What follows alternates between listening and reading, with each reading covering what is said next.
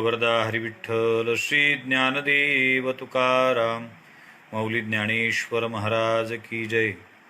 जगद्गुरु तुकाराम महाराज की जय. समर्थ सद्गुरु श्री गजानन महाराज की जय. भास्कर महाराज की जय. गौरीशंकर महाराज की जय. वासुदेवजी महाराज की जय. ओम सच देवकी परमानंदं कृष्णं वंदे जगद्गुरुं. ज्ञानेशो भगवान विष्णुर्निवृत्तिर्भगवान हरः. सोपानो भगवान ब्रह्मा मुक्ताख्या ब्रह्मचित्कला. गजाननं ज्ञानमूर्तिं साक्षात् प्रेमस्वरूपिणं गौरीशंकरं दयामूर्तिं भास्करं वन्दे पुनः पुनः. वासनात् वासुदेवस्य वासितं भुवनत्रयं सर्वभूतनिवासो देवो नमोस्तुते. पुंडलीकवरदा हरिविठ्ठल श्री ज्ञानदेव तुकाराम गोपाल कृष्ण भगवान की जय. कृष्ण प्रिया रुक्मिणी माता की जय. माऊली ज्ञानेश्वर महाराज की जय. जगद्गुरु तुकाराम महाराज की जय. समर्थ सद्गुरु श्री गजानन महाराज की जय. सद्गुरु श्री गोपाल कृष्ण भगवान. कौंडण्यपूर निवासी जगज्जननी जगन्माता विदर्भ कन्या रुक्मिणी देवी राजयोग्यांची माऊली अशी असणारे ज्ञानोबाराय जगद्गुरु तुकोबाराय. त्याचप्रमाणे थडचे बालयोगेश शेगाव निवासी योगी सम्राट संत सम्राट विदेही सम्राट गजानन महाराज, त्यांच्या अंतरंग प्राणप्रिय पट्टशिष्य श्री संत भास्कर महाराज, गौरीशंकर महाराज तथा वारकरी कीर्तिभूषण वारकरी रत्न संत श्री वासुदेवजी महाराज अडगावकर आदी करून साधू संतांना नमस्कार करून फेसबुक लाईव्हच्या माध्यमातून मला श्रवण करणारे, मला ऐकणारा, माझ्यावर नितांत प्रेम करणारा जो श्रोतृ वर्ग आहे त्यांना सुद्धा नमस्कार करून कालपासनं पूज्यश्री मारुती मामा सेवा ट्रस्टच्या माध्यमातून जी की पंचदिवसीय प्रवचन मालिका आमचे परमस्नेही परमादरणीय भाषाप्रभू श्री जगन्नाथजी महाराज पाटील यांच्या कुशल नेतृत्वामध्ये संयोजनामध्ये संपन्न होत असणारा हा कार्यक्रम आणि तदनुषंगाने पुनश्च आज द्वितीय दिवसाची ही सेवा भगवतचरणी श्री गुरुचरणी समर्पित करण्याचा घडून आलेला असा हा योग. काल आपण विचार केला, प्रबोधनासह परिवर्तनाची क्षमता असणारा, ताकद असणारा वारकरी संप्रदाय. प्रबोधनकार अनेक आहेत. व्यक्ती स्वातंत्र्य, विचार स्वातंत्र्य, भाषण स्वातंत्र्य, लेखन स्वातंत्र्य, अभिव्यक्ती स्वातंत्र्य या भारतीय राज्यघटनेने दिलेल्या स्वातंत्र्याचा आविष्कार आज प्रबोधनाच्या क्षेत्रात प्रामुख्याने दिसतोय.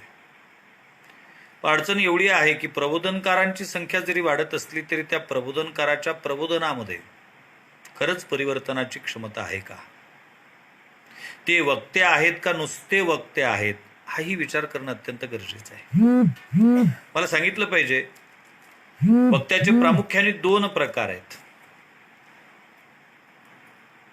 उत्तर हिंदुस्थानातील मूर्धन्य विद्वान स्वामी विवेकानंदानंतर ज्यांच्या विद्वत्तेचा विचार केला जातो असे परपूजनीय आदरणीय अखंडानंद सरस्वतीजी महाराज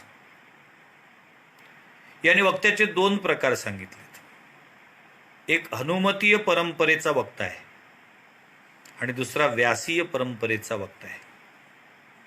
हनुमतीय परंपरा हा सोयीचा शब्दप्रयोग आहे. हनुमतीय परंपरा अर्थातच माकळाची परंपरा. माकळांचं वैशिष्ट्य आहे, एखाद्या झाडावर मुक्कामाला असतात रात्रीच्या वेळेला आणि जसा दिवस उजाडतोत ना तशी या डाळीवरून त्या डाळीवर, त्या डाळीवरून त्या डाळीवर कुद्या मारत मारत मारत मारत जसं जसं तो वृक्ष हालतो, ते झाड हालतं, तसं तसं त्यांना आनंद वाटतो आणि त्या डाळ्या बदलत ते त्या वृक्षाच्या अग्रस्थानापर्यंत, शेंड्यापर्यंत जातात. प्रसंग विशेषी झाड बदलतात, बदलता बदलता जंगल बदलतात. जसे जशा डाळ्या हालत असतात, तुटत असतात, तसं तसं त्यांना कुद्या मारण्याकरता एक आनंद मिळत असतो आणि ते या झाडावरून त्या झाडावर, त्या झाडावरून त्या झाडावर पार कित्येक किलोमीटरचा प्रवास ते करत असतात त्याचं कारणच एक असतं की त्यांना जिथून निघालं तिथं परत येण्याची अडचण नसते, येण्याची गरज नसते. जिथं अंधार पडेल, जिथं रात्र होईल, तिथं त्यांना मुक्काम करायचा असतो. बस हाच हनुमतीय परंपरेचा वक्त्याचं वैशिष्ट्य आहे. जसे जसे श्रोते हसत असतात, प्रतिसाद देत असतात, टाळ्या देत असतात, तसे हनुमतीय परंपरेचे, अर्थातच माकडाच्या परंपरेचे वक्ते नुसते चिटकुल्यावर चिटकुले सोडत असतात. ज्ञानेश्वरी, गाथा, भागवत, रामायणादी ग्रंथ त्यांच्या कीर्तन प्रवचनातून, त्यांच्या व्याख्यानातून, त्यांच्या प्रबोधनातून वजावतात आणि नुसते विनोद असतात. श्रोत्यांनी हसावत, श्रोत्यांनी टाळी द्यावीत, हाच फक्त त्यांचा प्रामाणिक हेतू असतो. आणि ते सतत बोलत असतात, कारण या वक्त्याला जिथून निघालो तिथं परत येण्याची कटकट नसते, गरज नसते. त्यांना फक्त आणि फक्त श्रोत्यांना हसवायचं असते, विषयाचा संबंधच नसतो. एका ठिकाणी 3 मित्र बसलेले होते आणि 3 मित्र बसलेले असताना पैकी एक बोलायला लागला. म्हटले, मी कुठलाही विषय घेऊन अर्धा तास सहज बोलू शकतो, मला कुठलाही विषय द्यावा कोणी, मी अर्धा तास सहज बोलू शकतो. दुसरा म्हटले, तुझा अभ्यास कमी आहे, मी कुठलाही विषय घेऊन 1 तास सहज बोलू शकतो. तिसरा जो होता तो त्याच्यापेक्षा हुशार होता. त्याने सांगितलं, तुम्ही दोघंही मूर्ख आहात, पठ्ठ्या कुठलाच विषय न घेता दिवसभर सहज बोलू शकतो. माझा दृष्टांत संपला. कोण महत्वाचा मानाल? कुठलाही विषय घेऊन अर्धा तास बोलणारा महत्वाचा का कुठलाही विषय न घेता दिवसभर बोलणारा महत्वाचा? मी म्हणतो अर्धा तास खूप झालात. कुठलाही विषय घेऊन 1 मिनिट जरी बोललात ना तरी तो व्यक्ती महत्वाचा आहे. तो व्यासीय परंपरेचा वक्ता आहे. कारण व्यासीय परंपरेच्या वक्त्याला प्रतिबंध आहेत उपक्रमोपसंहाराचे. उपक्रम जिथून झालात, उपसंहार त्याच्यात झाला पाहिजे. आणि म्हणून अशा पद्धतीचे जे वक्ते आहेत त्यांच्या प्रबोधनामध्ये परिवर्तनाची क्षमता नसते, परिवर्तनाची ताकद नसते, पण ते बोलत असतात. मला असं वाटतं कधी कधी एखाद्या विद्वानांच्या सभेमध्ये, शहाण्यांच्या सभेमध्ये एखाद्या विद्वानांनी गप्प बसणे हा मूर्खपणा आहे. आणि त्याही पुढे बोलतो, त्याच सभेमध्ये एखाद्या मूर्खाने गप्प बसणे हा त्याचा शहाणपण आहे. त्यांनी गप्प बसावं. कारण सुभाषितकार फार सुंदर बोलतात, मूर्खोपी शोभते तावत सभायाम वस्त्रवेष्टितो यावन्न भाषते किंचित पंडितानाम पुरस्सवे. मूर्ख माणसं पंडिताच्या सभेमध्ये चांगले कपडे घालून तोचपर्यंत शोभून दिसतात जोपर्यंत ते मुखातून काही शब्द काढत नाही, जोपर्यंत ते बोलत नाही. बरेचदा असं घडतं, एखादी फार मोठी सभा असते आणि त्या सभेमध्ये फार मोठी मोठी व्यासपीठं असतात,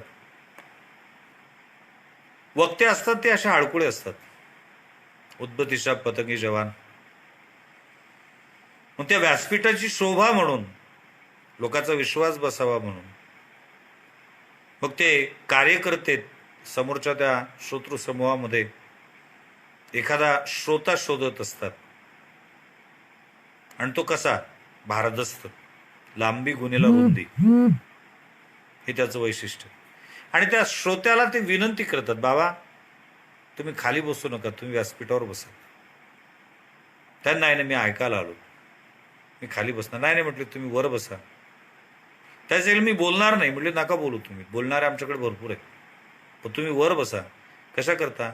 बरेचदा काय होतं की मंडपामध्ये टाकलेल्या ज्या सतरंज्या आहेत त्या उडू नये म्हणून त्याच्यावर जसा दगड ठेवल्या जातात ना, असे काही काही व्यासपीठावर दगड ठेवावे लागतात. तो अट टाकून जातो, मी बोलणार नाही, नका बोलू.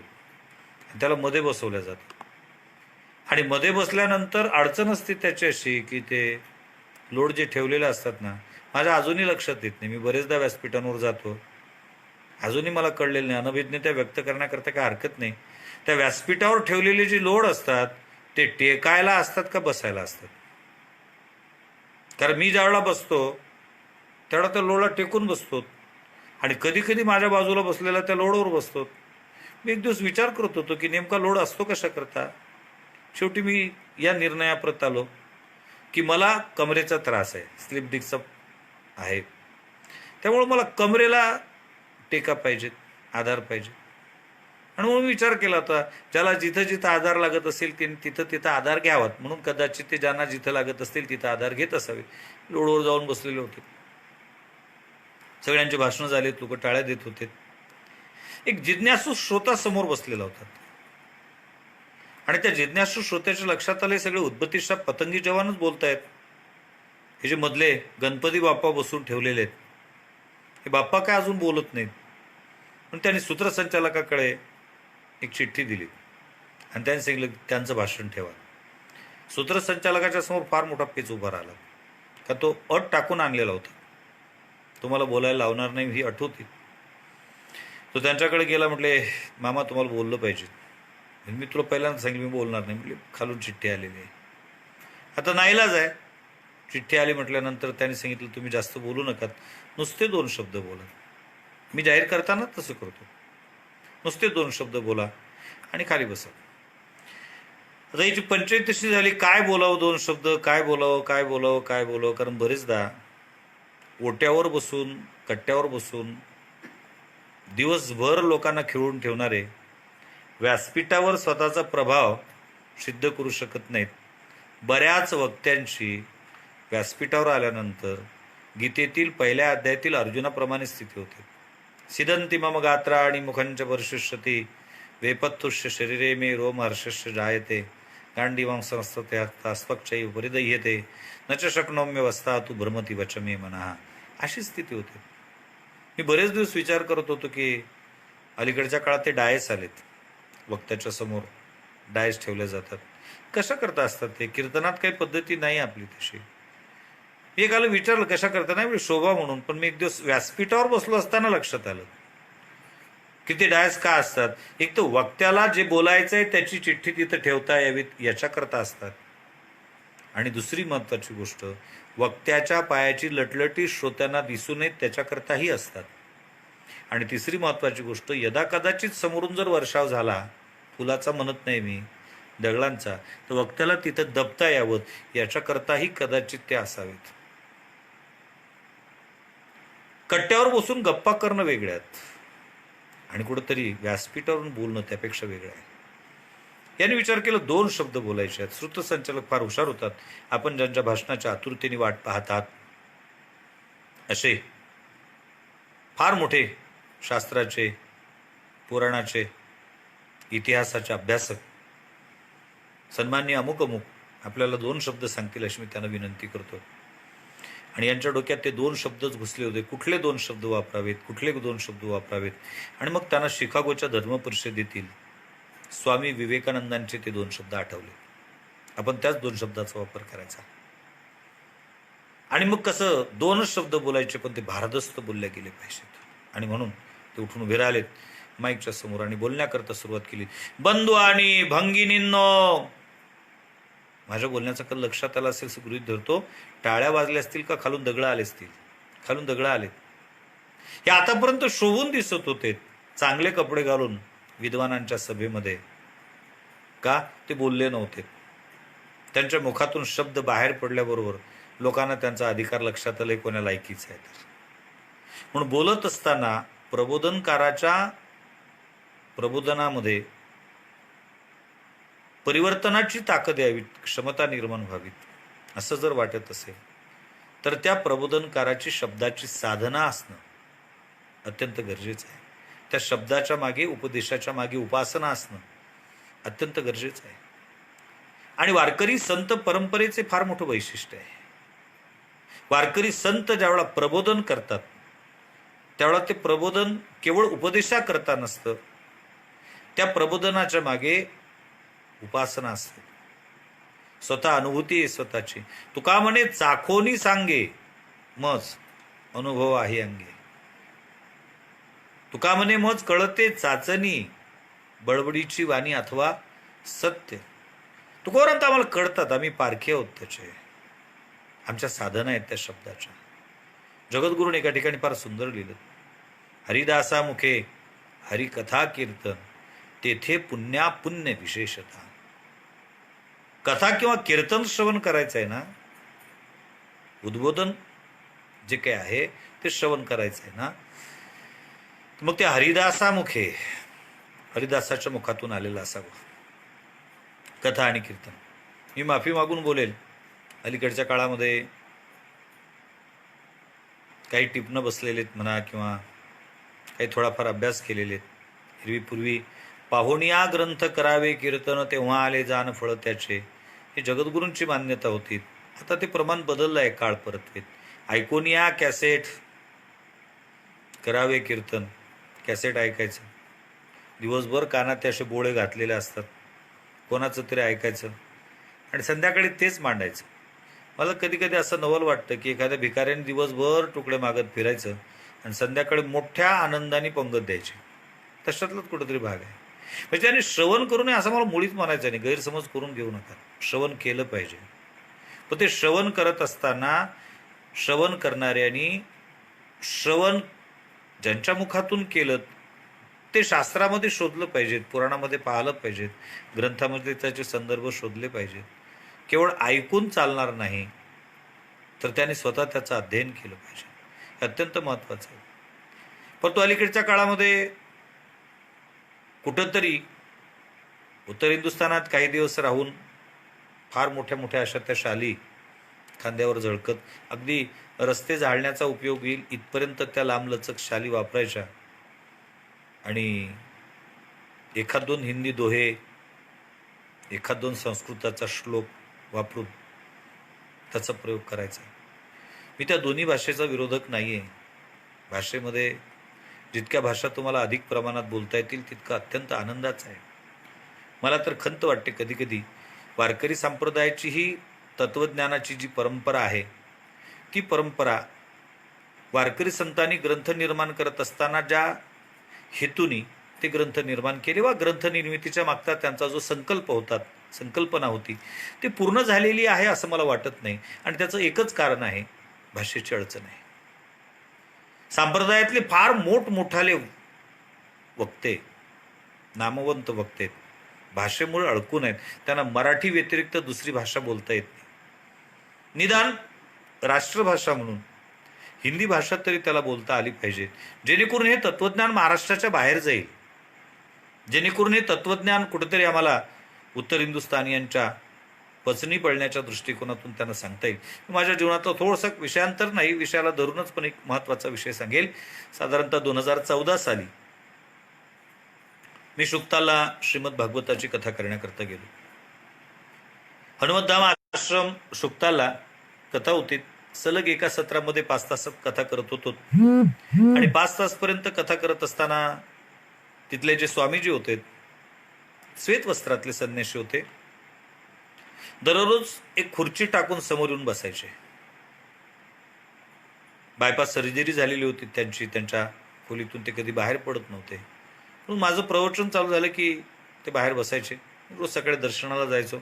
एक दिवस त्यांना विचारलं, स्वामी जी आप हर रोज यहाँ कथा सुनने के लिए बाहर बैठते हो, क्या हमारी मराठी भाषा आपके समझ में आती है? तर महात्म्याने नम्रपणे उत्तर दिलं, बोले स्वामी जी हम आपको बताना चाहते हैं मराठी भाषा में का म भी हमारे समझ में नहीं आता है, फिर आप सुनने को क्यों बैठते हो?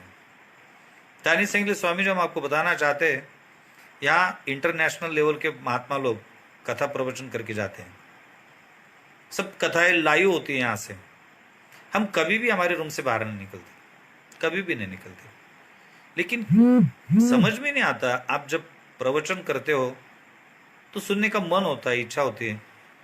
बाहर कुर्सी टाक के, यहाँ चेयर टाक डाल के यहाँ बैठते हम, सुनते क्यों? समझ में नहीं आता तो सुनते क्यों? बोले आप जो धारा प्रवाह में बात करते हो सुनने के लिए बहुत अच्छा लगता है. यदि आपको कोई दिक्कत ना हो तो 10-15 मिनट हमको भी दिया करो. 10-15 मिनट में हमको बताया करो कि आपने क्या बताया, क्या आपको क्या बताना है. रोज सकाळी मी त्यांना, आमचे जे सोबतचे सहकलाकार महाराज मंडळीचे विद्यार्थी, त्यांना घेऊन जायचो. फार मोठीची मोठी बादलीभर दूध बोलवायचे ते आणि 5-6 पोरांना पाजायचे. आपको पिना ही पडेगा, हे झुटा कोण पिएगा. आणि मग त्यांच्याशी बोलत होतो. त्यांनी सांगितलं, स्वामीजी हम भागवत जी तो जानते हैं सब, हमारा भागवत जी तो कंठस्थ है, लेकिन हम आपके मुंह से तुकाराम सुनना चाहते, मी माफी मागून बोलेल, एक ही शब्द त्यांचे आहेत, माझे नाही. हम आपके मुंह से तुकाराम सुनना चाहते. अच्छी बात है महाराज जी, हर रोज 10-15 मिनिट हमको तुकाराम बताया करो. मग रोज त्यांना जाऊन जगद्गुरूंचं चरित्र मी त्यांच्यासमोर मांडत होतो. भारावून जायचा तो महात्मा, अक्षरशः भारावून जायचा. अंगावर शहारे उभे राहायचे त्यांच्या.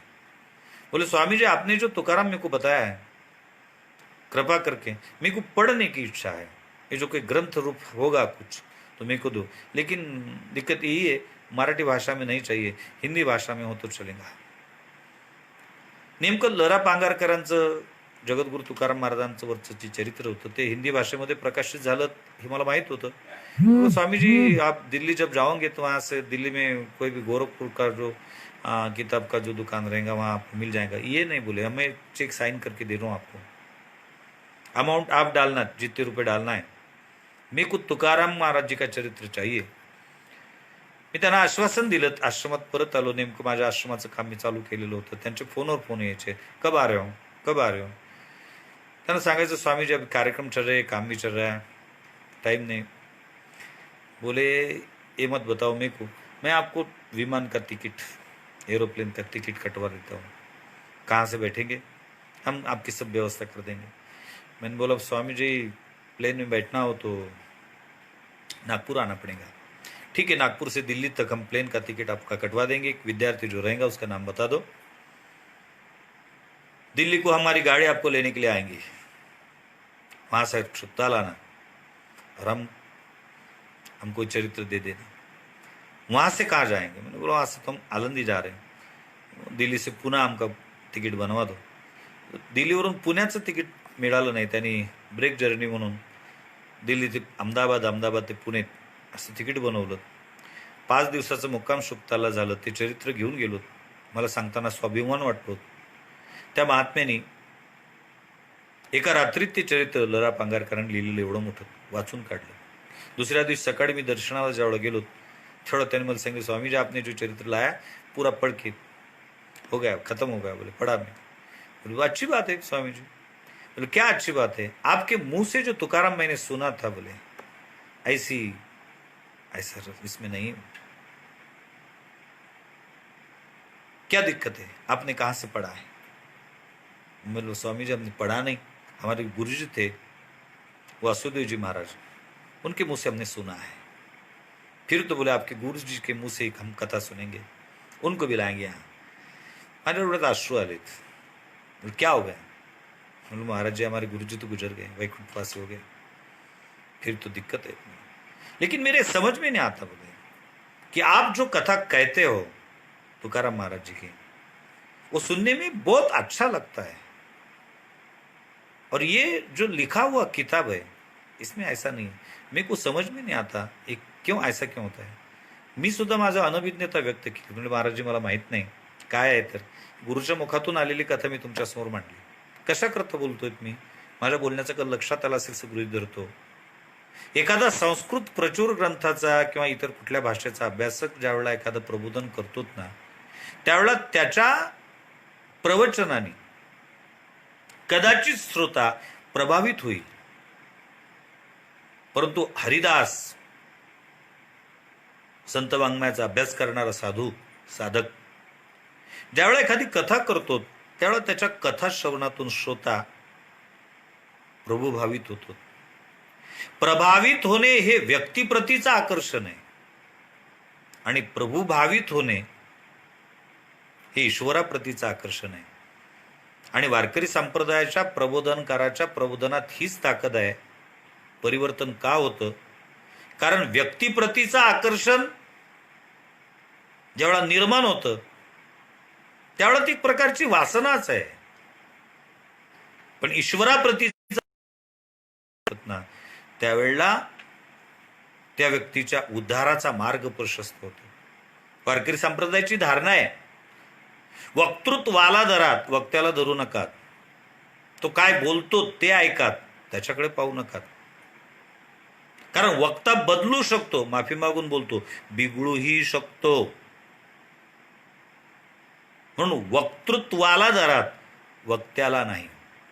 वारकरी संप्रदाय व्यक्तिपूजक नाहीये. अलीकडच्या काळामध्ये व्यक्तिपूजकता आली आहे. समाज मान्यता महत्वाची मानल्या जाते. मी माफी मागून पुन्हा बोलेन, समाज मान्यता हा निकष राजकारणाचा असतो, परमार्थाचा नाही. परमार्थामध्ये लोक मान्यता महत्वाची नाही, देव मान्यता महत्वाची आहे. स्वानंद सुखनिवासी जोग महाराजांच्या जीवनातला एक प्रसंग सांगेल म्हणजे माझ्या बोलण्याचं लक्षात येईल. मुंबईमध्ये काही व्यापाऱ्यांनी सत्यनारायणाच्या कथा केल्यात 100 सलग, आणि त्याचं उद्यापन करावं, आणि त्या उद्यापनामध्ये कीर्तनाचा कार्यक्रम असावा, तोही वारकऱ्याचा असावा, तो वारकरी कीर्तनकार ब्रह्मचारी असावा. लोक निकषही खूप ठेवतात, अपेक्षा खूप मोठ्या असतात लोकांच्या.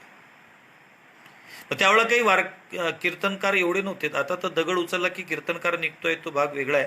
आता युट्यूबवर नुसते डोळ्यात अश्रू आणणारं कीर्तन, एकदा ऐकावंच असं कीर्तन, कारण गाय माय छत्रपती हेच विषय झालेत आमच्या कीर्तनाचे. माफी मागून बोलेल, महाराजांनी मला विषयच तसा दिलाय. तसे माझ्याकडे तशा केसेस ज्या असतात त्या पीएमच्याच असतात. गाय माय आणि छत्रपती हे कीर्तनातले विषय आहेत, कीर्तनाचे विषय नाही आहेत. आणि जे डोळ्यात अश्रू आणून माय सांगतात ना, माझी आव्हान आहे, माझी विनंती आहे फेसबुक लाईव्हच्या माध्यमातून मला ऐकणाऱ्यांना, त्यांच्या घरी जाऊन पहा त्यांची माय कुठे आहे. घरात आहे का वृद्धाश्रमात आहे. जे गाय सांगतात ना, त्यांच्या घरी जाऊन पहा त्यांच्या गोठ्यात किती गायी आहेत. जे छत्रपती सांगतात ना, अगदी अफजल खानाचा कोथळाच बाहेर काढतात हो. आणि व्याख्यान झालं की पाणीपुरीच्या ठेल्यावर उभे असतात, सकस आहार खात असतात. फार मोठी विचित्र परिस्थिती आहे. नुसतं प्रबोधन, त्याच्यात परिवर्तनाचा संबंध नाही. त्याचं कारणच आहे का परिवर्तन होत नाही. नुसतं प्रबोधन नसावं, त्या प्रबोधनकाराच्या प्रबोधनाच्या मागे त्याची उपासना ही अत्यंत महत्वाची आहे, आणि ती दिसत नाही, ही शोकांतिक आहे. म्हणून कथा श्रवण करत असताना, प्रवचन श्रवण करत असताना जे जगद्गुरु तुकोबारांनी नियमावली घालून दिलीत ना, हरी दासामुखे हरी कथा कीर्तन तेथे पुण्य विशेषता, तिथं पुण्य. कारण तो जे बोलतो त्याला आधार आहे, तो जे बोलतो ते संतवचन आहे. त्याच्या बोलण्याने आकर्षण निर्माण होतं, श्रोत्याच्या मनामध्ये परिवर्तन होतं त्याचं. ते व्यक्तिप्रतीचं आकर्षण नाही राहत, ते परमात्म्याप्रतीचं आकर्षण होतं. तो त्याच्याशी जुटला जातो. परंतु ही व्यक्तिपूजकता जी आली, संत झालेत, स्वयंघोषित संत झालेत, पण पंचायत अशी आहे, समाजमान्य संत आज कृष्ण जन्मभूमीची यात्रा करतायत, सलाखांच्या आलमध्ये जेलमध्ये आहेत. परंतु लोकमान्य नाही, देवमान्य संतांच्या मंदिरामध्ये, मंदिर जरी बंद असले तरी सगळ्या षोडशोपचाराच्या पूजा चालू आहेत. लोकमान्यता परमार्थाचा निकष कालही नव्हता, आजही नाही, उद्याही नाही. हे राजकारणाचं संक्रमण झालंय आमच्या परमार्थामध्ये. लोकमान्यता हा महत्वाचा विषय मानला जातोय. त्यावेळेला इतके कीर्तनकार नव्हते. जोग महाराज हे कीर्तनकार होते. लोकमान्य टिळकांच्या माध्यमातून जोग महाराजांची तारीख मिळावी, आणि म्हणून ते लोकमान्यांना भेटलेत मुंबईचे व्यापारी, आणि त्यांनी सांगितलं, महाराज आम्हाला जोग महाराजांची तारीख भेटून द्या. आता त्यावेळेला काही मोबाईल नाही, फोन नव्हते, काही नाही. लोकमान्याने एक चिठ्ठी घेतली, त्यांनी जोग महाराजांच्या नावे लिहिली. ते मुंबईतून पुण्याला आलेत, पुण्यातून आळंदीला आलेत. जोग महाराजांनी सांगितलं, आम्हाला मुंबईला तुमचं कीर्तन पाहिजे. त्याच्यावर काय हरकत नाही, देऊ. कार्यक्रम कशाचा आहे? त्यांनी सांगितलं, महाराज आम्ही 100 सत्यनारायण केले. त्यांना असं वाटलं ब्राह्मण आहेत, यांना आश्चर्य वाटेल, आनंद वाटेल. जोग महाराजांनी स्पष्ट सांगितलं, मी येणार नाही. म्हणजे का? कारण मी सत्यनारायणा भटजीबुवा नाही. जोग महाराजांचं वाक्य आहे. झाली पंचायत. कोण बोलणार जोग महाराजांच्या समोर? तितक्या ते हुशार होतात. त्यांनी खिशातली चिठ्ठी काढली. महाराज, चिठ्ठी माहीत आहे कोणाची? कोणाची? लोकमान्यांची. जोग महाराजांनी उत्तर दिलं, मी देवमान्यांना मानतो, लोकमान्यांना नाही. कारण पारमार्थिक क्षेत्रामध्ये लोकमान्यता हा निकष महत्त्वाचा नाही, देवमान्यता हा निकष महत्त्वाचा आहे. अलीकडच्या काळातलं आमचे बरेच परमार्थिक, बऱ्याच लोकांची दारेशना गेली, वित्तेशनाही गेली असेल, पण लोकेशना मात्र अजून जात नाही. त्यामुळे ते त्याच्यात अडकलेले राहतात. केवळ प्रसिद्धी करता या क्षेत्राचा अवलंब करणारा एक वर्ग आहे आणि मग तो प्रबोधन करतो, परंतु त्याच्या प्रबोधनामध्ये परिवर्तनाची ताकद निर्माण होत नाही. त्याच्या शब्दामध्ये ते वजन नाही. का? त्याची व्यक्तिगत साधना नाही. मला खंत वाटते, महाराज मोबाईलच्या माध्यमातून, फेसबुक लाईव्हच्या माध्यमातून बोलतोय, पंढरीची वारी यावर्षी बंद पडली, ही एक शोकांतिकाच आहे, प्रश्नच नाही. मी त्याच मताचा आहे. त्याकरता धडपडणारा ही एक विशिष्ट वर्गही होतात. त्यांनी खूप प्रयत्नही केले वारी करता. मी त्यांच्या चरणी नतमस्तकही आहे. पण खंत या गोष्टीची आहे की वारी बंद पडल्यानंतर आमच्यापैकी किती प्रबोधनकारांनी त्या कालखंडाचा सदुपयोग करून ज्ञानेश्वरी पारायण म्हणा, गाथा पारायण म्हणा, सप्ताह म्हणा, घरगुती किती केले. 5-5, 6-6 वर्षापूर्वीचे, 10-10 वर्षापूर्वीचे फोटो फेसबुकवर अपलोड करून कीर्तनाचा ते समास हे दाखवण्याचा प्रयत्न केला. इमानदारीने जर त्या कालखंडामध्ये त्याचा सदुपयोग इष्टापत्ती समजून जर केला असता, ज्ञानेश्वरी जर केली असती, आमच्या कैक लोकांचे हरिपाठ विस्मरणात गेलेत आता. का? आमची जी सेवा करण्याची पद्धती आहे, आमचं जे सेवा करण्याचा जो काही उद्देश आहे, हा केवळ लोकांकरताच आहे. व्यक्तिगत साधना म्हणून आम्ही जर ती करत नसत ना, तर मग आमच्या प्रबोधनात नक्कीच परिवर्तनाची ताकद येणार नाही. म्हणून वारकरी संत प्रबोधन करतात आणि वारकरी संत वाङ्मयाचा अभ्यास करून जे लोक प्रबोधन करतात, त्यांच्या प्रबोधनामध्ये परिवर्तनाची ताकद आहे. त्याचं कारणच ते आहे. वारकरी संत परंपरेची उपदेशाची जी पद्धती आहे, ती उपदेशाची पद्धती अधिकार परत्वे आहेत, अधिकारानुरूप आहेत. जैसा ज्याचा अधिकार तैसे बोलावे उत्तर. अधिकार तैसा करूपदेश, साहे ओझे त्यास तेची देव. अधिकार तैसा दावियेला मार्ग, चालत आहे मग कळो येते. कितीतरी प्रमाण आहे. आणि मला खंत वाटते ती या गोष्टीची की बरेचदा अनेक धर्म विभ्रांता स्त्रैणाम पाखांडवादीनाम शुकशास्त्र कथोश्चारे त्याज्यास्ती यदि पंडिता. भागवत महात्म्यामध्ये वक्ता कसा असावा आणि कसा नसावा या संदर्भातले 2 श्लोक प्रसिद्ध आहेत. विरक्तो वैष्णवो विप्रो वेदशास्त्र विशुद्धीकृत दृष्टांत कुशलो धीरहा वक्ता कार्येती निस्पृहा. कसा असावा? विरक्त असावा. विरक्त म्हणजे त्याचं टोंगळ्याच्या वरच धोतर असलं पाहिजे असं काही नाही. तो वैराग्याचा भाग नाही, बहुतांश वैतागाचाच भाग असतो. अलीकडच्या काळात वैताग्यानाच आम्ही वैराग्यवान म्हणतो, तो भाग वेगळा. तो आमचा खरंच शहाणपणा असतो का मूर्खपणा असतो, ज्याचा त्याने विचार करावा. तो विरक्त असावा, वैताग्या नाही. कारण वारकरी संप्रदायाची जी परंपरा ज्ञानोबा तुकारामची आहे. आमचं गजर ज्ञानोबा तुकाराम आहे, ज्ञानेश्वर माऊली, ज्ञानराज माऊली तुकाराम आहे, ज्ञानदेव तुकाराम आहे. 2 गोष्टी महत्वाच्या, ज्ञानोबारांचं ज्ञान आणि जगद्गुरूंचं वैराग्य, दोघांचं एकत्रीकरण या संप्रदायामध्ये आहे. केवळ ज्ञानही असून चालणार नाही आणि केवळ वैराग्यवान असूनही चालणार नाही. याची युती असली पाहिजे. ज्ञान आणि वैराग्य बरोबरीच चाललं पाहिजे त्याचं.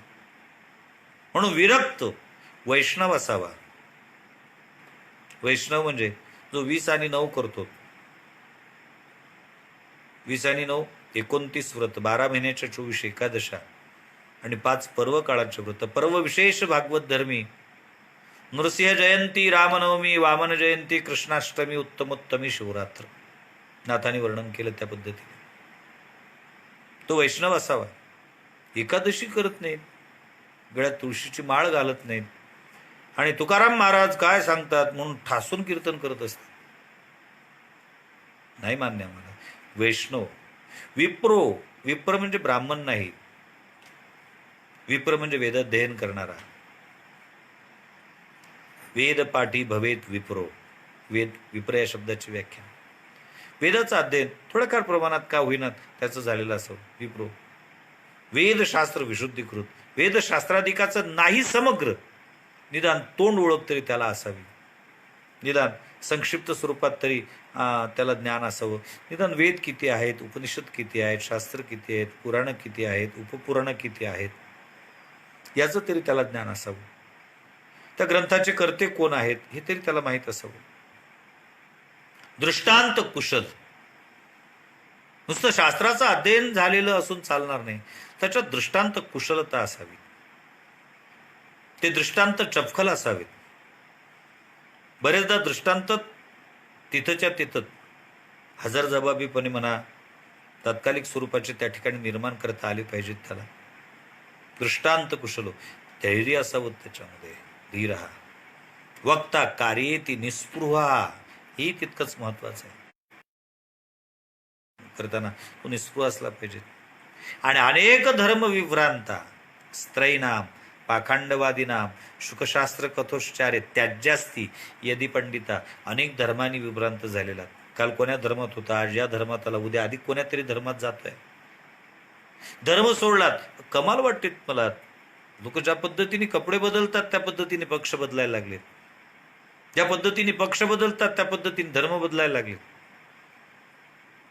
ज्याच्यात संधी भेटेल बोलण्याची त्याच्यात घुसायला लागले. म्हणून अगोदरच्या धर्मात, अगोदर कुठल्या तरी धर्मात असतो, मग इकडे येतो. कारण सध्या मार्केट चांगले आहेत, वारकरी प्रबोधनकारांना मागणी चांगली आहेत, आणि चलनी नाण्याच्याच नकला होत असतात. पेपरला तरी बातमी वाचली का 1000 रुपयाच्या नोटा सापडल्यात म्हणून, नकली नोटा नाही, 1000ची नोटच चलनातून बाद झाली आहेत. त्यामुळे ती नकली सापडण्याचं कारणच नाही. नक्कल कधी होतो, चलनी नाण्याचीच नक्कल होत असते. त्या पद्धतीने सध्या वारकरी प्रबोधनकार हे चलनी नाणं आहे, भागवतकार हे चलनी नाणं आहे, आणि म्हणून याच्यात नक्कल व्हायला लागली, दुसऱ्या धर्मातली घुसखोरी करायला लागली, आणि ते ओळखू येतात. तुकाराम महाराजांचा अभंग घेतील आणि तुकाराम महाराजचा अभंग घेऊन सांगतील की जगद्गुरु तुकोबारायांना स्वतःला पूर्णांशाने ज्ञान झालेलं नव्हतं, ते मुक्कामापर्यंत पोहोचलेले नव्हते, ते अधंतरी होते. त्यांच्या अंतःकरणामध्ये पापाची जाणीव एक प्रकारची होती. ते स्वतःला पतित म्हणून घेत होते. पतित पतित पतित परिमी त्रिवाचा पतित, तुकोबाराच्याच गाथेतली प्रमाण देतात. आणि मग सिद्ध करण्याकरता अट्टास करतात. त्यांना कळलेलं नव्हतं नेमकं. एकीकडे म्हणतात जो हे सगळं सिद्ध आहे, हात चालावया पाय, तो आपले स्वहित पाहे तीर्थयात्रे जाय चुकू नको. एखाद्या माणसाने ते प्रमाण ऐकून तीर्थयात्रेला जाण्याची तयारी करावी, तर लगेच प्रमाण तीर्थी दोंडा पाणी देव रोकडा सज्जनी. काय आहे तीर्थामध्ये?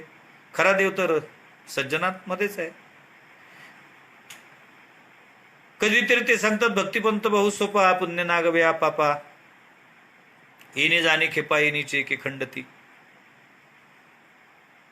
म्हणून भक्ती करण्याकरता जावं तर लगेच प्रमाण येतात. भक्ती तो कठीण शुळावरील पोळी, विरळा तो बळी निवळेश्वर. म्हणजे नेमकं कळत नाही, म्हणून तुकाराम महाराजांना कळलेलं नाही. आणि खरं कळावं असं वाटत असेल तर आमच्या कळपात सामील व्हा. लगेच त्याला असं वळवण्याचा प्रयत्न करतात. पण त्याला हे समजत नाही की तुकोबाराच्या उपदेशामध्ये आलेली ही भिन्नता ही अधिकारानुरूप आलेली आहे. जैसा ज्याचा अधिकार तैसे बोलावे उत्तर, या नियमाप्रमाणे ते बोलतात. एकूणराशी पांडुरंग महाराज वैद्य नेहमी म्हणायचे, एक उपदेश सगळ्यांना चालत नाही, सगळे उपदेश एकाला चालत नाहीत, आणि सगळे उपदेश सगळ्यांना चालत नाहीत. उपदेश करत असताना अधिकाराचा विचार हा अत्यंत महत्त्वाचा विचार आहे. आणि मला स्वाभिमानपूर्वक सांगावंसं वाटतं, प्रबोधनासह परिवर्तन वारकरी प्रबोधना संतांच्या माध्यमातून होते. त्याचं कारण आहे ते एक उपदेश सगळ्याला करत नाहीत, सगळे उपदेश एकाला करत नाहीत, आणि सगळे उपदेश सगळ्याला करत नाहीत. जसा ज्याचा अधिकार असेल त्याच्या अधिकारानुसार त्याला ते उपदेश करतात. आणि म्हणूनच त्यांच्या उपदेशामध्ये, त्यांच्या प्रबोधनामध्ये परिवर्तनाची ताकद असते. त्याचं सविस्तर चिंतन, उर्वरित चिंतन उद्याच्या सत्रामध्ये आपण पाहू. झालेली सेवा संतांच्या तथा गुरुवारांच्या चरणी समर्पित करून सेवेला याच ठिकाणी पूर्णविराम. पुंडली कबरदारी विठ्ठल श्री ज्ञानदेव तुकाराम ठला विठ्ठल विठ्ठल विठ्ठल विठ्ठल विठ्ठल. पुंडली कबरदारी विठ्ठल श्री ज्ञानदेव तुकाराम माऊली ज्ञानेश्वर महाराज की जय. जगद्गुरु तुकाराम महाराज की जय. समर्थ सद्गुरु श्री गजानन महाराज की जय.